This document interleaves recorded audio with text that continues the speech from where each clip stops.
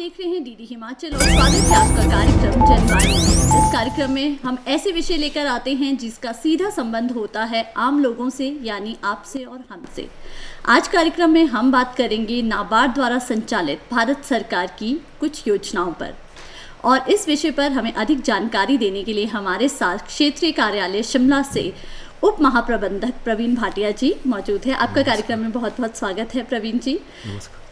कार्यक्रम की शुरुआत हो उससे पहले हम अपने दर्शकों को बताना चाहेंगे कि ये हमारा लाइव फोन इन कार्यक्रम है। आप हमें कॉल भी कर सकते हैं और उसके लिए आप नोट कीजिए हमारे नंबर। हमारा कोड है 0177 और हमारे नंबर्स है 28000177 और 28000178। आप कार्यक्रम के बीच में हमें कॉल कर सकते हैं और इन नाबार्ड की स्कीम्स के बारे में यदि आप कोई जानकारी चाहते हैं तो वो आप सीधे प्रवीण जी से बात करके उन स्कीम्स के बारे में जान सकते हैं। तो आइए बात करते हैं प्रवीण जी से। तो सबसे पहले प्रवीण जी आपसे जानना चाहेंगे कि नाबार्ड आखिर है क्या? मैडम, नाबार्ड अगर हम लोग फुल फॉर्म बोलें तो national bank for agriculture and rural development जी, हिंदी में राष्ट्रीय कृषि एवं ग्रामीण और विकास बैंक जी। ये हमारा 12 जुलाई 1982 में गवर्नमेंट ऑफ इंडिया द्वारा पार्लियामेंट में बाय एक्ट नाबार्ड जो था वो पहले मतलब बना था। ये पहले रिजर्व बैंक ऑफ इंडिया का पार्ट था। रिजर्व बैंक ऑफ इंडिया की एक ARDC थी जिसको बाद में ग्रामीण हित के लिए नाबार्ड के बीच में परिवर्तित किया गया। तो जो नाबार्ड है वो अगर हम लोग अपना विजन देखें तो वो development bank for nation for rural prosperity, मतलब जो ग्रामीण उत्थान है उसके लिए नाबार्ड जो है वो हमारा विज़न है।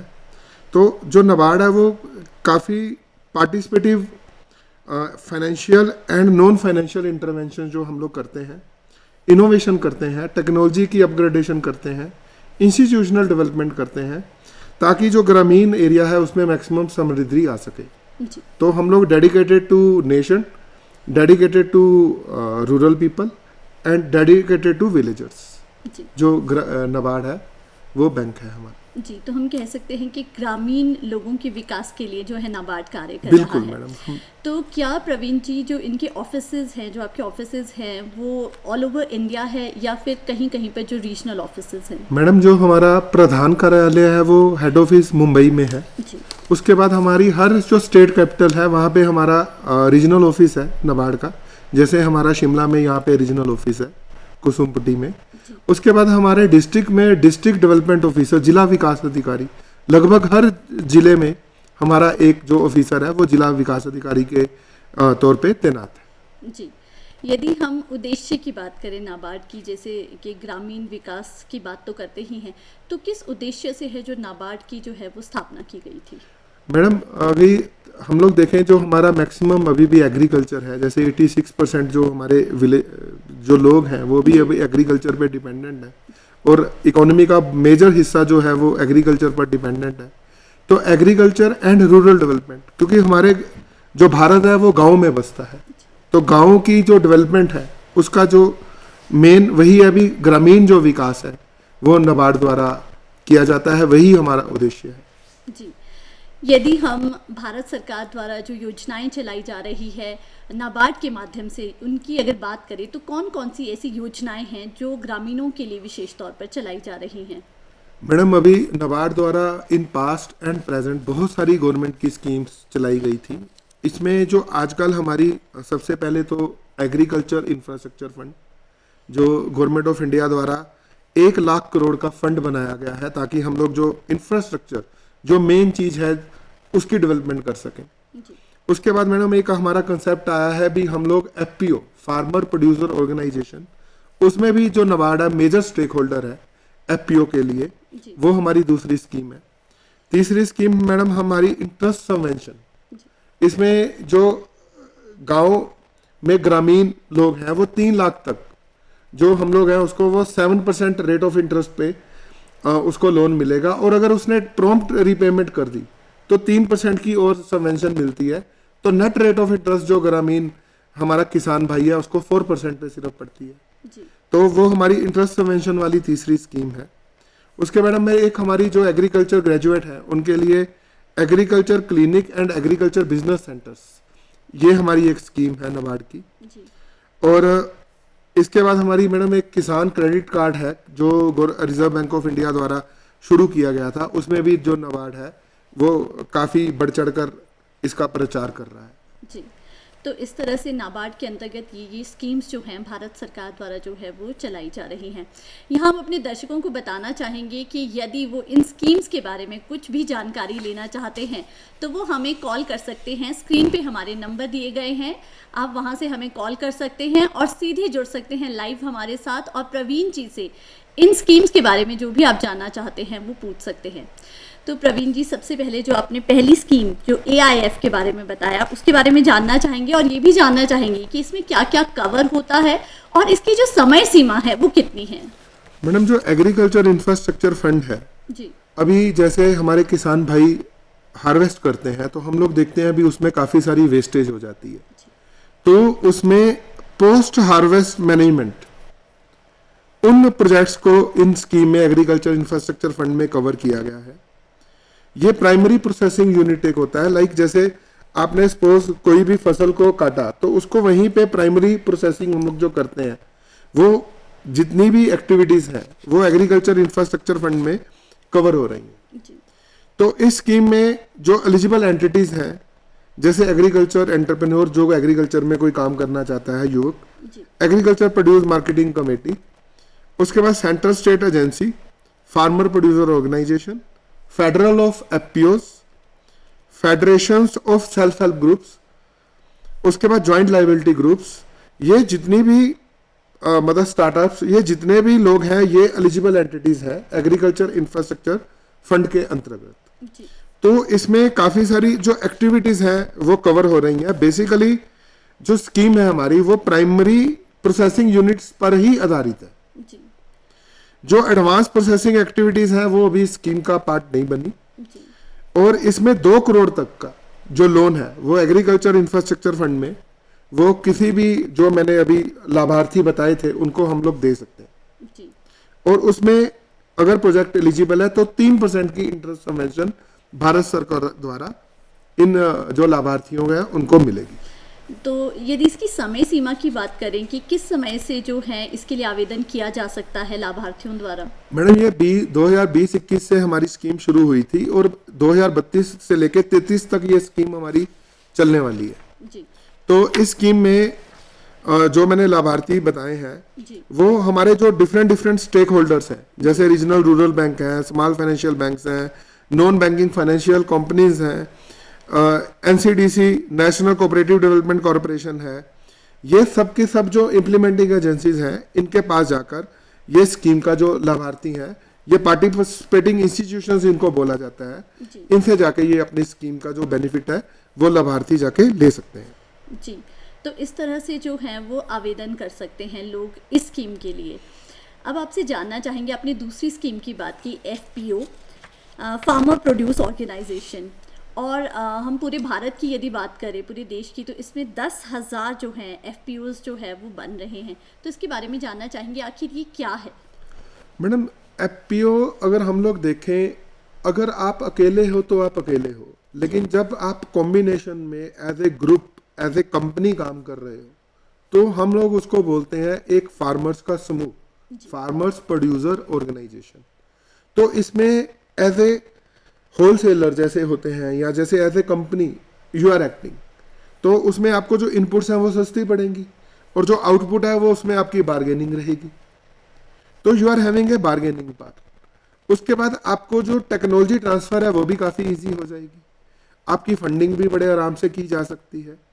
तो इसलिए जो फार्मर प्रोड्यूसर ऑर्गेनाइजेशन है वो गवर्नमेंट ऑफ इंडिया ने सोचा भी ये हम जो कृषि का उत्थान है देश में वो फार्मर प्रोड्यूसर ऑर्गेनाइजेशन में बना के हम लोग कर सकते हैं। तो गवर्नमेंट ऑफ इंडिया ने स्कीम बनाई formation and promotion of 10,000 new FPOs और इसमें गवर्नमेंट ने 6,865 करोड़ आवंटित किए हैं। नाबार्ड इसमें एक मेजर स्टेक होल्डर है। तो इसमें एक तो पहले प्रोड्यूस क्लस्टर्स बनाए गए। प्रोड्यूस क्लस्टर मतलब जैसे हिमाचल में एक एरिया में सेब हो रहे हैं या हॉर्टिकल्चर क्रॉप हो रही है तो वो पूरा का पूरा क्लस्टर ही वहां पे जितने फार्मर हैं उनको इकट्ठा किया जा रहा है ताकि वो पर्टिकुलर एरिया जिसमें सिमिलर टाइप की एक्टिविटी हो रही है, that is the produce cluster. तो उस प्रोड्यूस क्लस्टर को चुनने के बाद वहां पे एक एजेंसी जो इम्प्लीमेंटिंग एजेंसी है या एक बिजनेस डेवलपमेंट एजेंसी है वो चुनी गई, जो फार्मर्स को टेक्नोलॉजी ट्रांसफर कर रही है, मैनेजमेंट सिखा रही है, उनको फॉर्मल क्रेडिट सिस्टम के साथ जोड़ रही है, और उसके बाद इसका forward linkage as well as backward linkage. और कोशिश ये भी की जा रही है अभी 2022 के एंड तक हम लोग जो अपना एक्सपोर्ट है उसको किसी तरीके से डबल कर सकें। तो फार्मर प्रोड्यूसर ऑर्गेनाइजेशन जो है एक अच्छा माध्यम है जिसके साथ हम लोग ये जो डेवलपमेंट है उसको कर सकते हैं। जी प्रवीण जी, इसमें कितने फार्मर्स जो हैं वो साथ में जुड़कर एक अपना ऑर्गेनाइजेशन सी जो आपने कहा वो बना सकते हैं? जो हिल स्टेट्स हैं या नॉर्थ ईस्टर्न स्टेट्स हैं इसमें बेयर मिनिमम 100 फार्मर्स का कॉम्बिनेशन चाहिए, क्योंकि 100 फार्मर्स के बाद जो ऑर्गेनाइजेशन बनेगी वो कलेक्टिवली बार्गेनिंग पावर को अच्छे से यूज कर सकती है। जी, तो क्या इनके पास किसी तरह का कोई लैंड जो है कि किसी के पास ज़्यादा लैंड है या कम लैंड है, इस तरह से भी इस पे किसी तरह के इनके लिए ये रहता है कि आप इसमें पार्टिसिपेट नहीं कर सकते हैं, या ये सभी लोगों के लिए जो भी ग्रामीण इलाकों में रहते हैं वो इसमें पार्टिसिपेट कर मैंने सभी लोगों के लिए है जी। मेजर यही है भी वो सिमिलर टाइप की एक्टिविटी करते हो जी। और उसमें इसमें एक नॉमिनल सा शेयर रहता है जो आपको मतलब जो भी फार्मर प्रोड्यूसर ऑर्गेनाइजेशन में किसान जा रहा है उसने अपना नॉमिनल सा एक शेयर जो बोलते हैं वो देना है, और उसके बाद वो समूह एक रजिस्टर हो जाएगा, चाहे कोऑपरेटिव एक्ट में रजिस्टर हो चाहे कंपनीज एक्ट में रजिस्टर हो, और रजिस्टर होने के बाद वो जो नाबार्ड द्वारा हैंड होल्डिंग है या डिफरेंट एजेंसीज हैं, काफ़ी सारी गवर्नमेंट ऑफ इंडिया ने एजेंसीज भी बनाई हैं, उनके द्वारा हैंड होल्डिंग करने के बाद ये कोशिश की जा रही है भी ये जो फार्मर प्रोड्यूसर ऑर्गेनाइजेशन है वो एग्रीकल्चर को ट्रांसफर करे और एक प्रॉफिटेबल बिजनेस की तरफ इसको एफपीओस को लेके जाए। जी, तो क्या जो नाबार्ड है वो इसमें जो ये ऑर्गेनाइजेशन बनती है, जो एक ग्रुप बनता है किसानों का, इन्हें किसी तरह की ये फंडिंग भी दी जाती है? जैसे आपने कहा उन्हें भी अपना कुछ शेयर देना होता है, तो क्या गवर्नमेंट भी उन्हें कुछ शेयर देती है? मैडम एफपीओ जो है वो financial assistance up to 18 lakh पर FPO is provided for 3 years। जो गवर्नमेंट ऑफ इंडिया की स्कीम है उसमें जो अभी गाइडलाइन है 18 लाख पर एफपीओ। उसके बाद मैडम 15 लाख रुपए तक 2000 पर फार्मर इक्विटी ग्रांट, मतलब पर फार्मर इक्विटी जो देगा, इक्विटी मतलब सहभागिता, तो 2000 पर फार्मर इक्विटी ग्रांट जो है वो भी मतलब इसमें एलिजिबल है। जी, और प्रवीण जी जो इसका प्रॉफिट फिर आना शुरू होगा वो क्या सब में जो है इक्वली डिवाइडेड होगा? मैडम वो उसकी बेसिकली यही है भी जिसका जितना शेयर है उसके हिसाब से, या जो उन्होंने अपने बायलाज बना के खुद जुड़े हैं उसके हिसाब से वो अपने प्रॉफिट को शेयर करेंगे। जी, यदि हम हिमाचल की बात करें तो यहाँ पर कौन कौन सी एजेंसीज है जो अभी इसमें वर्क कर रही हैं? मैडम हम लोगों ने यहाँ पे एक CBBO रहता है, उसमें हमारे बेसिक्स एंड अरावली वो नाबार्ड द्वारा 2 CBBO बनाए गए हैं। अभी हम लोगों ने 4 करोड़ की ग्रांट जो है वो यहाँ पे सैंक्शन की है, 25 लाख पर एफपीओ फॉर 16 एफपीओस, और 2.88 करोड़ की जो है वो हमने ग्रांट फॉर एफपीओ मैनेजमेंट वो हम लोगों ने दी है, और इक्विटी ग्रांट जो है वो 16.72 lakhs वो अभी हम लोगों ने 7 एफपीओस के लिए रिलीज की है। जी, प्रवीण जी जिस तरह से आपने ये स्कीम्स हमें बताई हैं, जो किसान हैं या जो युवा हैं जो अब इन स्कीम्स का लाभ उठा रहे हैं, उनका कैसा रिस्पांस रहता है, कितने उत्सुक रहते हैं वो इन स्कीम्स के बारे में जानने के लिए? मैडम अभी अगर हम लोग देखें तो हमारी कोशिश जो हमारी ग्राउंड लेवल पे वर्किंग रहती है, अभी भारत सरकार का भी इन स्कीम्स को प्रोग्रेस करने के लिए काफ़ी इसमें योगदान रहता है और भारत सरकार तत्पर भी रहती है। काफ़ी सारी हमारी मीटिंग्स भी नेशनल लेवल पे, डिस्ट्रिक्ट लेवल पे, स्टेट लेवल पे वीसीज भी होती हैं। तो इसमें जो युवा वर्ग है जिनके पास मतलब एग्रीकल्चर उनको अभी अच्छा लगना शुरू हो गया, क्योंकि इसमें गवर्नमेंट उनकी हैंड होल्डिंग भी कर रही है, गवर्नमेंट उनकी स्किल अपग्रेडेशन भी कर रही है, फिर हम लोग उनको ट्रेनिंग भी दे रहे हैं। तो उसके साथ काफ़ी सारे युवक ऐसे हैं जो अभी इन स्कीम्स को लाइक कर रहे हैं। जी, यहाँ हम अपने दर्शकों को एक बार फिर से याद दिलाना चाहेंगे कि ये हमारा लाइव फोन इन कार्यक्रम है। स्क्रीन पर हमारे नंबर्स दिए गए हैं, आप हमें कॉल कर सकते हैं और जुड़ सकते हैं सीधे हमारे साथ। और जो स्कीम्स है उसके बारे में जो भी आप जानकारी चाहते हैं वो सीधे ले सकते हैं प्रवीण जी से। प्रवीण जी, अब आपसे जानना चाहेंगे जो जिस तरह से आपने प्रोड्यूस क्लस्टर एरिया के बारे में बात की, थोड़ा सा उसके बारे में जानना चाहेंगे आम शब्दों में कि प्रोड्यूस क्लस्टर एरिया आखिर होता क्या है। जो प्रोड्यूस क्लस्टर एरिया है वो एरिया है जिसमें सिमिलर टाइप की एक्टिविटी हो रही है जी।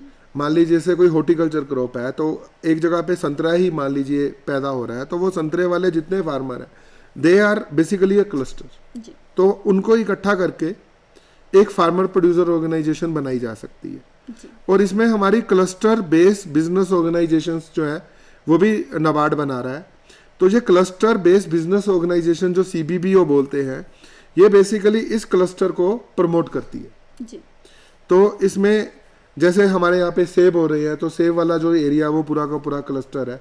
कुछ जगह पे मान लीजिए अदरक हो रही है तो वो अदरक वाला एरिया या मशरूम वाला एरिया है, वो पूरा का पूरा एक क्लस्टर है जिसमें maximum farmers are doing similar और सिमिलर टाइप ऑफ एक्टिविटीज, या तो सेम कर रहे हैं या सिमिलर कर रहे हैं जी। तो ऐसी जगह में जो FPO है वो फार्मर प्रोड्यूस ऑर्गेनाइजेशन ये अच्छे से वर्क कर सकता है ऐसे क्लस्टर एरियाज में। हाँ जी। आपने जो है युवाओं की ट्रेनिंग के बारे में भी बात की, थोड़ा सा उसके बारे में जानना चाहेंगे प्रवीण जी कि किस तरह की ट्रेनिंग्स जो है जो युवा किसी भी तरह की स्कीम से जुड़ना चाहते हैं, नाबार्ड उन्हें किस तरह की जो है ट्रेनिंग्स मुहैया कराता है। मैडम नाबार्ड का एक तो हमारा स्किल अपग्रेडेशन भी हम लोग करते हैं जिसमें रूरल लोगों को हम लोग ग्रांट बेस्ड फ्री ट्रेनिंग जो स्किल है अपग्रेडेशन के लिए करते हैं। इसके बाद हमारी एक agree clinic and agri business centre scheme भी है जी। तो ये जो स्कीम है वो उन युवाओं के लिए है जिन्होंने एग्रीकल्चर में कुछ पढ़ाई कर रखी है जी। तो जो ऑब्जेक्टिव है इस स्कीम के, फर्स्ट तो एक्सटेंशन है। एक्सटेंशन सर्विसेज मतलब हम लोग फार्मर को एग्रीकल्चर के बढ़ाने के लिए जो जो सुविधाएं हैं वो हम लोग गाँव में ही देने की कोशिश कर रहे हैं। तो इसमें एग्रीकल्चर डेवलपमेंट करने के लिए भी ये स्कीम हमारी काफ़ी रहती है। फिर गेनफुल सेल्फ एम्प्लॉयमेंट, ताकि लोग अपने खुद ही स्वरोजगार की तरफ जा सकें। तो इस स्कीम में हमारी एक तो एग्री क्लिनिक है। तो agri clinic is to provide expert advice and services to the farmers. तो इसमें चाहे वो प्रोडक्टिविटी इंक्रीज करनी है, चाहे फार्मर की इनकम बढ़ानी है, चाहे क्रॉप की प्रोडक्टिविटी है या एनिमल की प्रोडक्टिविटी है, वो बढ़ाने के लिए एग्री क्लिनिक जो है वो नाबार्ड की एक स्कीम है जी। और इसमें काफ़ी सारी एक्टिविटीज़ रहती हैं। उसके बाद हमारा एग्री बिजनेस सेंटर्स भी हैं। जी प्रवीण जी, मैं आपको यहाँ रोकना चाहूँगी, हमारे एक दर्शक हमारे साथ जुड़ चुके हैं। Hello hello hello. हाँ जी, हेलो जी, एक क्वेश्चन पूछना था मैम। जो आप कृपया अपना नाम बताएं। नाम मेरा हितेश है, चंडीगढ़ से। हेलो। तो क्वेश्चन था कि जो स्कीम बता रहे हैं वो हर एक स्टेट में एप्लीकेबल है कि सिर्फ हिमाचल में ही है? वो सब स्टेट्स में एप्लीकेबल है क्योंकि ये सेंट्रल गवर्नमेंट की स्कीम है। तो आप किसी भी स्टेट में ये वाली स्कीम का जो फायदा वो ले सकते हैं। तो आपको मान लीजिए ये स्कीम लेनी भी है, इसका अगर इसके बारे में जानकारी भी लेनी है तो www.nabard.organization पे ये स्कीम की पूरी जानकारी मिलेगी आपको। अदरवाइज स्टेट कैपिटल में जो नाबार्ड का रीजनल ऑफिस है आप वहां पे भी जाके इस स्कीम की जानकारी ले सकते हैं। और डिस्ट्रिक्ट लेवल पे भी हमारे जो DDM है, जिला विकास अधिकारी हैं, उनसे आप ये स्कीम का फायदा या इस स्कीम के बारे में जानकारी ले सकते हैं। जी हितेश जी, मुझे लगता है आपको आपके प्रश्न का उत्तर मिल गया होगा। कार्यक्रम में कॉल करने के लिए आपका बहुत बहुत धन्यवाद। जी प्रवीण जी, हम बात कर रहे थे ACABC यानी agriculture and agree clinic and agri business centre के बारे में। तो मैडम एग्री क्लिनिक तो मैंने आपको बता दी। अभी जो एग्री बिजनेस सेंटर है उसमें जैसे सपोज आपको इक्विपमेंट चाहिए एग्रीकल्चर में, तो अभी हर किसान तो इतनी वो रखता नहीं, भी कई बार नहीं ले पाता या इकोनॉमिकल नहीं है, तो उसके लिए जो कस्टम हायरिंग है वो एग्री बिजनेस सेंटर जो हमारे हैं उसके द्वारा ये किया जाता है। तो इसमें भी ट्रेंड एग्रीकल्चर प्रोफेशनल्स हमारे एग्री बिजनेस सेंटर्स में रहते हैं, और इसमें maintenance, custom hiring, supply of inputs, other services, ये सारी की सारी चीज़ें एग्री बिजनेस सेंटर्स में कवर की जाती हैं। जी, तो क्या प्रवीण जी उस पे जो किसान हैं जिस तरह से वो उन चीज़ों को लेंगे, जैसे आपने इक्विपमेंट्स की बात की, तो उन्हें कुछ धनराशि देनी होती है उसके लिए? मैडम बड़ी नॉमिनल सी धनराशि जो है वो किसान को देनी पड़ेगी, क्योंकि अल्टीमेट एम यही है अभी सबका विकास जी। और इसमें जो लिस्ट ऑफ हमारे बेनिफिशियरीज हैं जिसको हम लोग ये स्कीम दे रहे हैं, graduate in agriculture and allied subjects, जी, diploma with at least 50% marks, post graduate diploma holders in agriculture and allied activities, biological science वाले भी रहते हैं, diploma in agriculture and allied subjects, diploma post graduate diploma in more than 60% in agriculture after BSc. ये जितनी भी हमारे list of beneficiaries की जो है डिटेल हमारे साइट के ऊपर, जब आप गवर्नमेंट स्कीम्स खोलेंगे, एसीए बीसी स्कीम खोलेंगे, तो लिस्ट ऑफ बेनिफिशरीज वहाँ पे लिखे हुए हैं, तो आप उसके अकॉर्डिंग जाके इस स्कीम का बेनिफिट ले सकते हो। जी, तो कृषि में तो इसका लाभ मिलेगा ही, साथ साथ में जैसे आपने स्वरोजगार की बात की थी वो लाभ भी प्राप्त हो सकता है। अब आपसे जानना चाहेंगे प्रवीण जी, आपने एक और बात कही थी किसान क्रेडिट कार्ड की, तो उसके बारे में भी जानना चाहेंगे कि आखिर उसका क्या उद्देश्य है? मैडम ट्रेडिशनली अगर हम लोग देखें तो हमारे जो फार्मर भाई हैं वो जब लोन लेने जाते थे तो कभी शाहूकार के पास जाते थे तो बहुत हाई रेट ऑफ इंटरेस्ट पड़ता था और फार्मर फंस जाता था जी। तो गवर्नमेंट ऑफ इंडिया ने 1998 में किसान क्रेडिट कार्ड स्कीम जो है वो शुरू की। तो इस स्कीम में जो ऑब्जेक्टिव पर्पस है, short term credit requirement for cultivation of crops, जो आप मतलब normal crops, post harvest expenses, produce marketing loan, consumption requirement of farmer household, working capital for maintenance of farm assets and activities allied to agriculture, investment credit requirement for agriculture and allied activities। तो इसमें दो type की basically activities हैं, एक तो short term credit limit और दूसरी जो है वो लॉन्ग टर्म क्रेडिट लिमिट। और इसमें जो एलिजिबल हमारे फार्मर भाई हैं, individual joint borrowers who are owner cultivators, tenant farmers, self help group, joint liability groups. तो अभी जो गवर्नमेंट ऑफ इंडिया की स्कीम है, इनकी depending upon scale of finance, एक स्केल ऑफ फाइनेंस जो हमारी डिस्ट्रिक्ट लेवल टेक्निकल कमेटी बनाती है, उसके हिसाब से 3 लाख तक की हम लोग इनको इंटरेस्ट सबवेंशन दे सकते हैं। जी प्रवीण जी, यदि इसके बारे में लोग अधिक जानकारी लेना चाहें तो वो कहाँ से ले सकते हैं? मैडम ये स्कीम हर बैंक जो है इस स्कीम का प्रचार कर रहा है। गवर्नमेंट ऑफ इंडिया का पूरा थ्रस्ट एरिया है भी हम लोग केसीसी का मैक्सिमम प्रचार करें। इसमें एक इलेक्ट्रॉनिक कार्ड फार्मर को मिलता है और हर बार कैंप लगते हैं, हमारे डिस्ट्रिक्ट लेवल के जो ऑफिसर्स हैं वो भी इसके पीछे लगे रहते हैं। तो आप हमारे वेबसाइट पे भी जा सकते हो, किसी भी बैंक में जाके केसीसी के बारे में पता कर सकते हो। जी प्रवीण जी, आप कार्यक्रम में आए और इतनी अच्छी हमें जानकारी दी, इन स्कीम्स के बारे में हमें बताया। हमारे जो दर्शक इसे देख रहे होंगे वो ज़रूर इसका लाभ उठाएंगे। आपका कार्यक्रम में आने के लिए बहुत बहुत धन्यवाद। आज कार्यक्रम में प्रवीण भाटिया जी के माध्यम से हमने बहुत सारी स्कीम्स के बारे में जाना। ज़रूरत है हम लोगों को आगे बढ़कर उन स्कीम्स का फ़ायदा उठाने की। आज कार्यक्रम में बस इतना ही। एक नए विषय के साथ फिर हाजिर होंगे, तब तक दीजिए इजाज़त। नमस्कार।